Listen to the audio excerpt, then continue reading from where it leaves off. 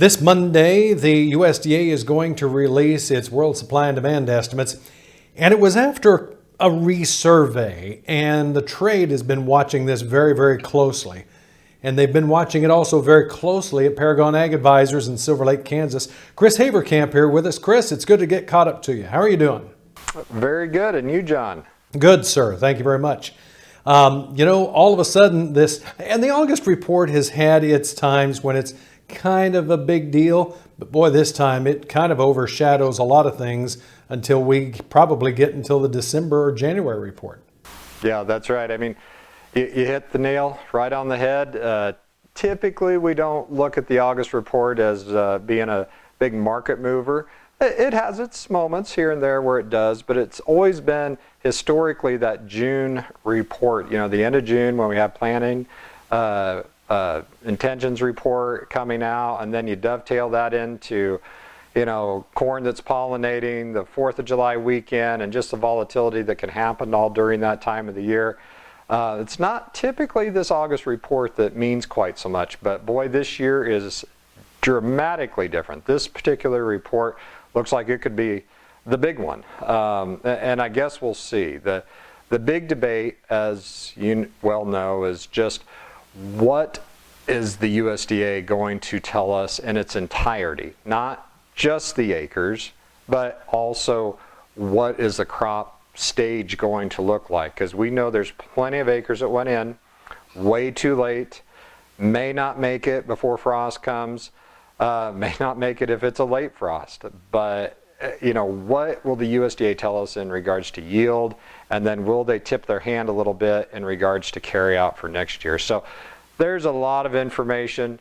Really, planted acres is just the tip of the iceberg, so to speak. Well, Chris, there for a while, there was some people talking about the F word, the frost, of course. We're seeing some cooler temperatures in the north, but I'm starting to wonder too, and I've heard this from a couple of folks in the trade that are kind of whispering at this point, it could be what the harvested acres are, could be the big shocker to the market. And the reason I say that, and the reason they're saying it, is because of this dry spell that the Corn Belt has gone through. So what about you folks? What are you hearing from producers and traders? Right. What you just expressed, also very significant. Around here, we saw a lot of corn go in late, and those acres are going to be counted for certain. But the guys that planted, corn late, they said, well, if it doesn't make it, I'll chop it for silage. You won't see that throughout the entire Corn Belt, but that is a significant amount of acres, and it will pop up at some point on the USDA data. And now we've seen these dry pockets also develop, especially in Illinois, as well as Indiana and Ohio, where Indiana, Ohio, obviously extremely late, and even portions of Minnesota. So there are a lot of variables this year. Again, little things we like to talk about from time to time, frost being one of them, especially when a cool forecast comes through.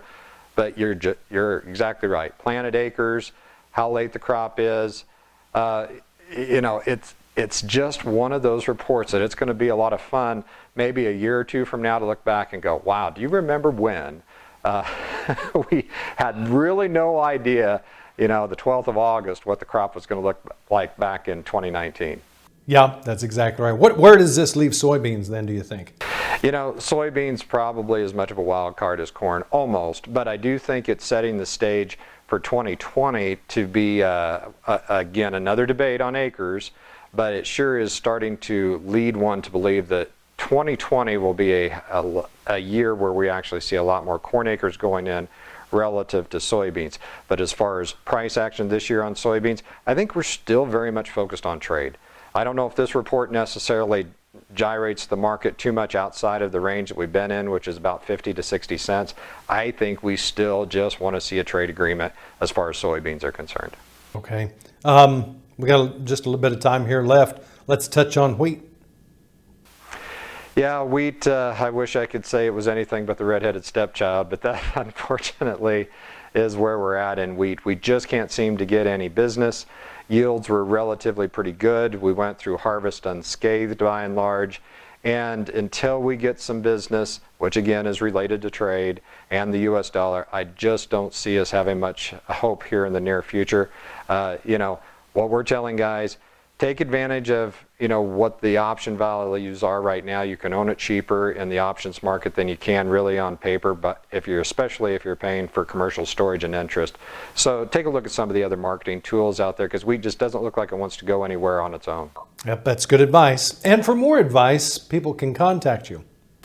Absolutely. Give us a ring, toll free, 888-452-8751. Chris Haverkamp, Paragon Ag Advisors, Silver Lake, Kansas, good people to talk to. Don't go anywhere. More is coming up right after the break.